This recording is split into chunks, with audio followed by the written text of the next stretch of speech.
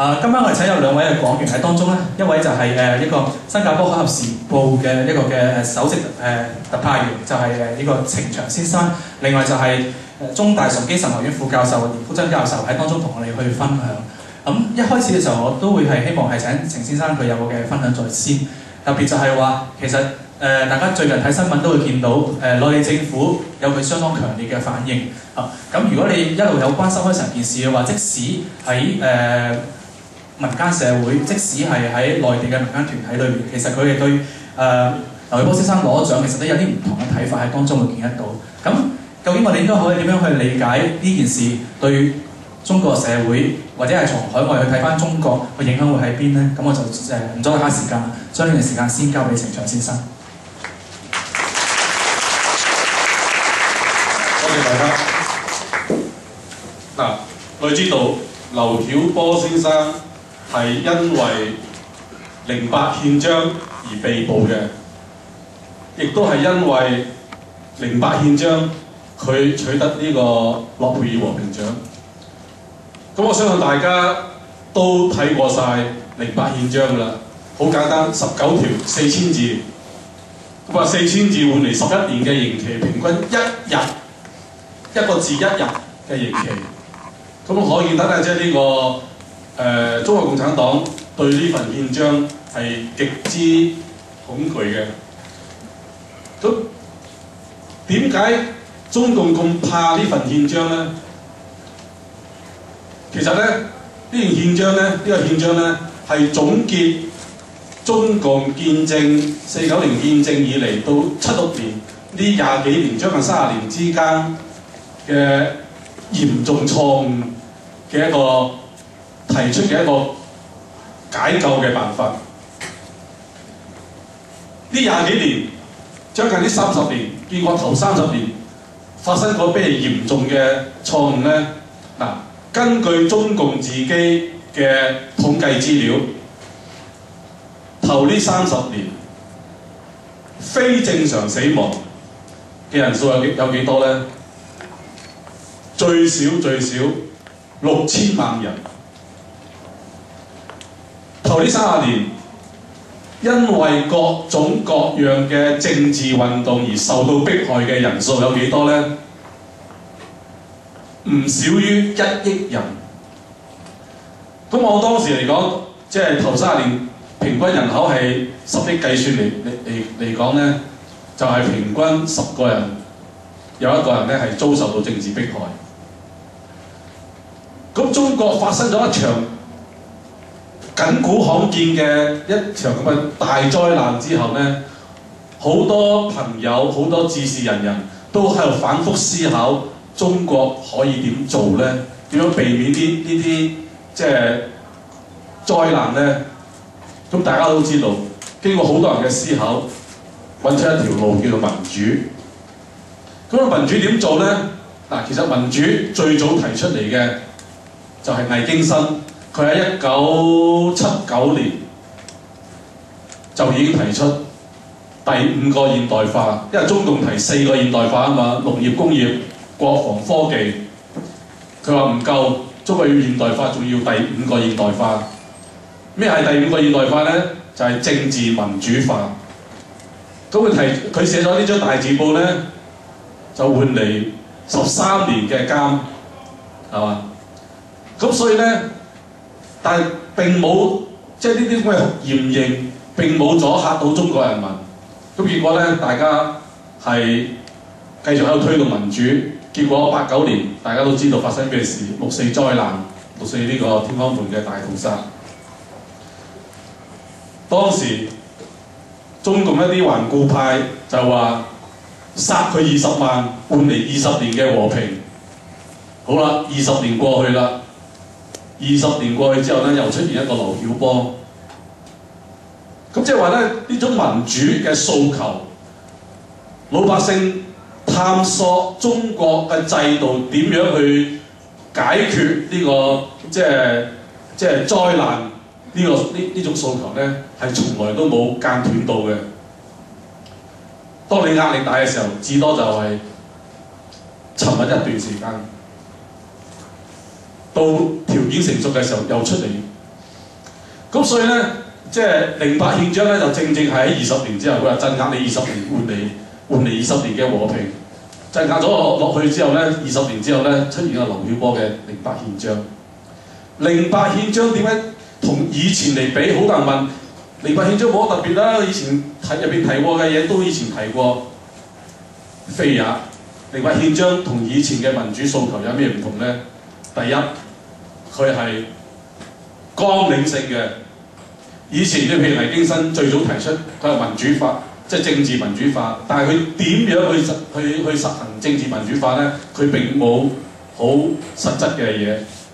好多人都從各個唔同嘅方面提出要自由啊，要言論自由啊，要法治啊等等，但係總合咗咁多年嚟，好多治事人人嘅共同嘅思考同埋努力，然之後提出一個綱領性嘅文章，一個文件咧就係08憲章為主，即係第一份，而且佢唔係單獨邊個知識分子嘅提出嚟，佢係一批知識分子嘅一種共同嘅一種宣言。咁即係話佢係有共識嘅，喺知識分子群中，喺呢個時代代表呢個時代嘅思考，代表呢個時代嘅人嘅一種睇法，所以佢嘅代表性咧就遠遠比以前嘅嗰啲民主人士提出嚟嘅嘢咧係要系統得多，同埋有代表性得多。正因為咁樣樣，所以咧佢個威力就遠遠大於其他。咁仲有一樣嘢咧，就係佢係一個典型嘅和平理性非暴力嘅訴求。和平理性非暴力，正正就係一黨專政嘅一啲好難即係抵擋嘅嘢。我記得我喺採訪呢個柏林圍牆倒塌20週年嘅時候，睇翻當時嗰啲片段、嗰啲文章，本來東德都想咁樣鎮壓，好似後發中國天安門事件咁嚟鎮壓啲人，但係當佢睇到全部嘅人圍晒喺度點蠟燭、祈禱嘅時候，嗰個特務頭子佢話：我哋準備好晒所有嘅手段，但係冇準備點樣係面對一個和平禱告嘅一個群眾集會，所以佢落唔到手。和平理性非暴力就係對於嗰啲恃住有呢個強制性暴力機器嘅人嚟講咧，係一個好大嘅致命傷。老子有句説話：天下自由莫由於水，無堅不摧。水係無堅不摧。08憲章嗰個政治效力就好似水咁樣，係無堅不摧。所以咧，中共對呢個08憲章咧係非常之忌憚。咁但係咧，即係今次諾貝爾和平獎頒俾劉曉波，其實中共係出咗好多力。首先佢製造咗一個諾貝爾和平獎嘅候選人，佢嘅對08憲章嘅鎮壓，佢對08憲章簽署者嘅一啲監視，使到咧出現咗一個08憲章嘅候選人叫劉曉波。第二咧，佢對諾貝爾和平獎嘅壓力，使到咧呢個和平獎係理所當然地去咗劉曉波身上。第三，佢對國際社會嘅壓力，唔準人去出席呢個和平獎嘅頒獎儀式，亦都證明呢個獎係頒得好正確，係實至名歸。所以咧可以話得中共自己嘅做法係用翻毛澤東嘅説話嚟講咧，就係、搬起石頭砸自己嘅腳。咁而亦都因為呢個中共嘅呢啲做法，亦都使到無形中使到08憲章個精神個內容係傳播得好廣泛。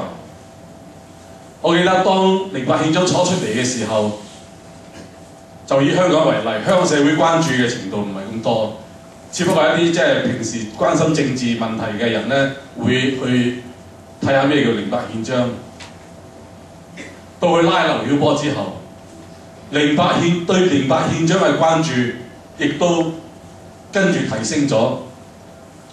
到而家諾貝爾和平獎頒俾劉曉波嘅時候，整個中國着緊一半人都會去揾呢個08憲章嚟睇。呢個係呢個根據一啲網站，即係民運人士嘅網站做出嚟嘅一啲統計，係咪都揾嚟睇？無論贊成好唔贊成好，都攞嚟睇。咁所以無形中咧，即係中共嘅壓力咧，係使到大家咧係去認真研究呢份憲章。咁所以我覺得咧，就係、今次藉住呢個和平獎嘅頒發咧，係喺中國大陸出現咗一個08憲章嘅閱讀嘅熱潮。閱讀啊，我未敢講話佢能夠產生咩作用，但係起碼咧係令好多人係關注咗呢樣嘢。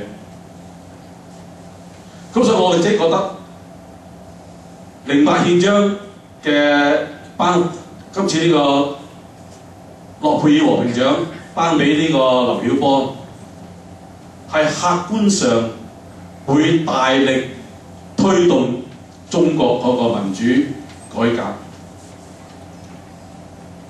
點解咁講咧？因為個時間好重要，個時間就正值中共內部都開始有人喺度反思緊個政治改革嘅問題。我哋睇到溫家寶總理喺短短2個月之內8次喺公開嘅場合呼籲要政治改革。當然好多人對溫家寶嗰個誠意係有存疑，認為佢係做戲，係咪？譬如阿余傑，佢寫過一本書，話佢係即係中國最好嘅影帝等等。但係無論溫家寶係咪有誠意，無論佢有誠意之餘有冇力量去推動呢個改革，好肯定嘅就係話，由於溫家寶咁密集嘅喺2個月之內700次提出政治改革，無形中已經將政治改革呢個話題係向全國推開。因為我哋知道，自從8964之後，政治改革束之高閣。中共嘅每一次重大會議嘅報告都有提政治改革，但係此提不做，得個講字。點解要提啊？因為鄧小平喺鎮壓完64之後，佢話13大報告一字不能改。咁13大報告個核心內容就係政治改革啊嘛。咁所以咧，既然鄧小平落咗個 order， 13大政治一字不能改，咁所以以後嘅中共嘅領導人咧，就每年喺佢嘅報告入邊咧，都要提一句政治改革，顯示佢都係執行鄧小平嘅遺志。但係只係限於提，從來冇改。民間咧就根本連呢個政治改革咧都唔準提。試過有一次，民間有位朋友叫曹思源，好出名嘅，即係呢個係中國第一部破產法嘅制定者。佢嘗試搞一個民間修憲嘅研討會，立即俾中共最高層批示為有人借修憲反黨。咁咧，你可見得咧，即係話民間縱使係開一個會嚟研究下呢啲政治改革問題咧，全部都封殺晒。足足20年，政治改革呢個話題，呢4個字喺中國係唔可以出現嘅。咁但係咧，經過溫家寶以佢黨內第2號人物咁樣喺度推動，咁樣喺度噏。雖然你話佢齋噏，但係佢齋噏之餘，馬上喺全國掀起一個政治改革嘅討論嘅熱潮。咁即係話佢中共黨內都開始意識到你唔改革唔掂。嗱，你譬如話，除咗話溫家寶咁樣號召之外，軍隊內部呢種嘅思潮都開始出現。譬如國防大學，即係中國解放軍嘅最高學府，國防大學嘅政委劉亞洲將軍，佢就今年就發表咗一篇文章，用佢嘅説話：中共如果唔搞政治改革，只有死路一條。解放軍咧，素來個傳統咧就黨指揮槍嘅中國，即係解放軍係唔可以有自己嘅睇法，唔可以有自己嘅意志，只能夠係服從黨嘅，以黨嘅觀點為自己觀點。但係作為國防大學嘅政委，佢竟然公開發表文章，承認如果中共唔搞政治改革，死路一條。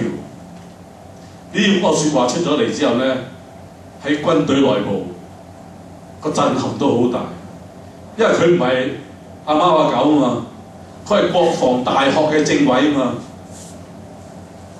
所以可見得咧，即係話呢種即係喺正值中共黨內最高層開始對中國制度要點搞嘅時候。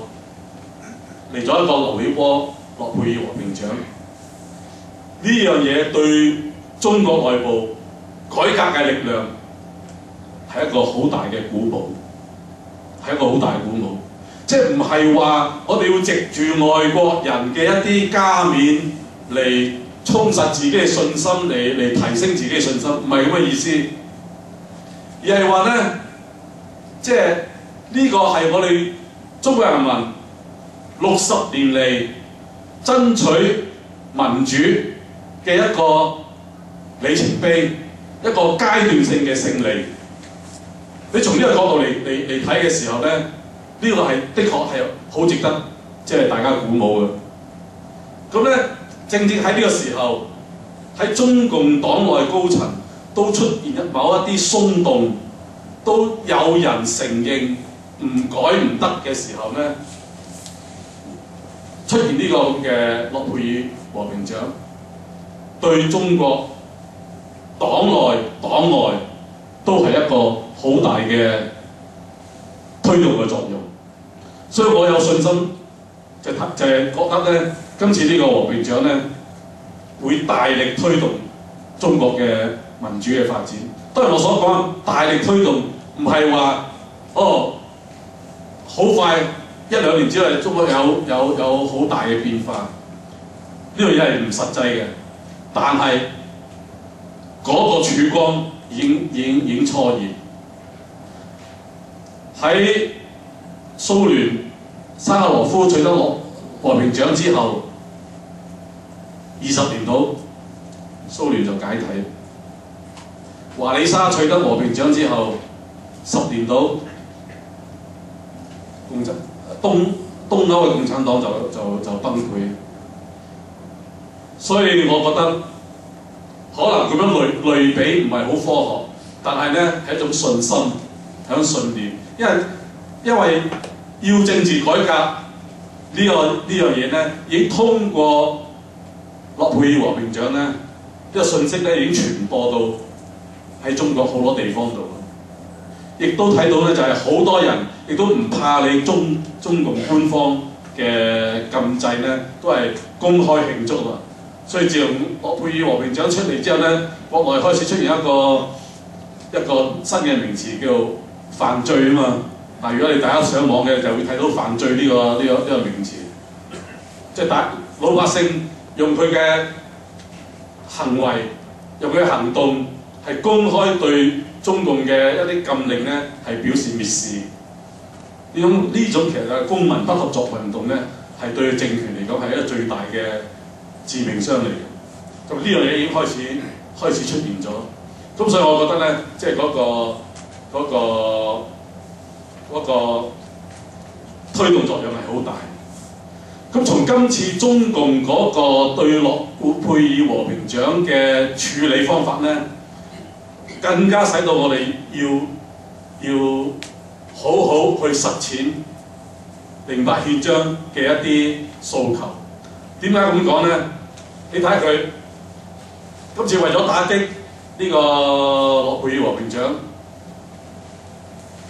首先就係將國內所有機會或者有可能去參加呢個頒獎儀式嘅人，全部都係拉起上嚟，即係冇人拉啫，即係呢個監視起上嚟，想出國都唔得，係咪？好多個無辜嘅人咧都冇得出國。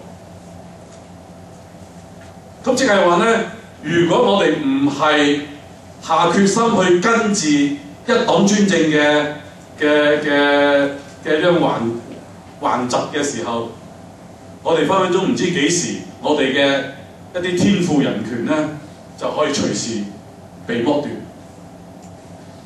楊敬利先生講得好，楊敬利係呢個即係今次統籌諾貝爾和平獎嘅頒獎儀式嘅一個朋友。佢話：當中國可以大規模阻止你嘅公民出境嘅時候呢，無形中就喺你嘅國境周圍建立一埲牆。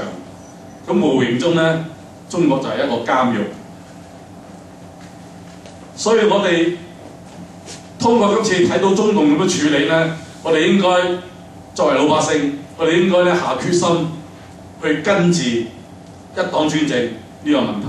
否則呢，我哋就係生活喺一個大監獄入邊。我哋又唔知幾時，我哋應有嘅權利呢就會被剝奪。呢個此其一。第二呢，我哋睇到呢就係話，今次中共無所不用其極咁樣去壓制呢個國際社會。初時就壓呢個諾貝爾和平獎委員會，以為佢係政府組織，就壓埋挪威政府。跟住而家呢，就係壓嗰啲國家唔准佢哋出席嗰個咩頒獎儀式，而且用到即係效果自負呢啲咁嘅好威脅性嘅字眼。因為電視仲將佢一封信登咗出嚟，係要求嗰啲國家答覆，即係喺某時某月之前，某一個終點之前答覆佢係去定唔去。即係我覺得即係呢種咁嘅做法係已經對國際交往嘅最基本嘅準則咧係完全唔顧。佢呢個題目叫做和平國崛起。我成日有個咁嘅感覺，假如中國一黨專政呢個制度唔改的話，中國嘅強大未必係國際社會之福。嗱，我作為一個中國人，我係好唔想講呢句説話，但係睇到中共咁樣對國際社會施壓嘅時候呢，我不得不承認，如果中國仲係一黨專政嘅時候，中國嘅崛起可能係會危害國際社會，可能起碼佢可能迫使呢個國際社會改寫一啲國與國之間交往、人與人之間交往嘅一啲基本嘅禮貌、基本嘅行為準則。所以睇到中共今次呢個咁嘅做法，我更加覺得我哋每個香港人、每個中國人都有咁嘅責任，有咁嘅義務去促使中國改變呢種改革呢個一黨專政嘅制度。咁好多人或者會覺得，喂，你香港咁細點掂啊？中國咁大，呢一點我就反而好樂觀，好有信心。點解呢？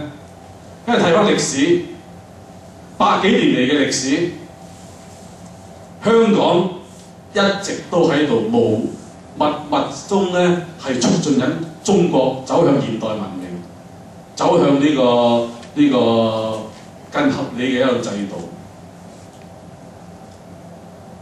每當中國出現一個重大嘅歷史轉折時期嘅時候呢，都有香港嘅作用喺度。所以呢一點，如果大家去睇翻香港歷史嘅時候呢，係會睇到好清楚。好啦，點解香港一個咁豆釘嘅地方能夠推動成個中國嘅發展呢？其實呢，就係得益於香港目前嚟講呢，仲係中國領土上邊最自由嘅地方。憑藉呢一點自由，我哋可以喺香港討論好多問題，去喺香港匯集全國人民嘅智慧嚟推動、嚟建議一啲事、嚟批評一啲嘢，嚟作為中國嘅良心。呢一點我就覺得，從歷史上我哋不斷係扮演緊呢個角色，呢係我哋香港人嘅光榮傳統。所以我覺得我哋香港人應該係秉承呢種即係優良嘅傳統，為中國嘅民主，為中國剷除一黨專政呢個不合理嘅制度呢，係出一啲力。咁可以做啲乜嘢呢？夾到呢個08憲章嘅問題，我覺得好多嘢可以做。你譬如話喺我哋如果在座有老師嘅，可唔可以將08憲章嘅嘢注入去通識教育入邊？將通過08憲章嘅一啲條文去理解點解會乜嘢背景、乜嘢歷史背景底下產生呢啲條文？呢啲條文其實係總結咗中國歷史上頭30年建國以嚟頭30年發生過啲咩災難，使到出現呢啲咁嘅嘢，出現呢啲咁嘅憲章。呢樣嘢我覺得係好值得從事教育工作嘅朋友呢係去做，因為而家我哋睇到而家香港嘅國情教育全部都係話自3中全會以嚟咁樣，即係全部講晒啲後30年嘅即係發財嘅歷史，前30年嘅災難隻字不提。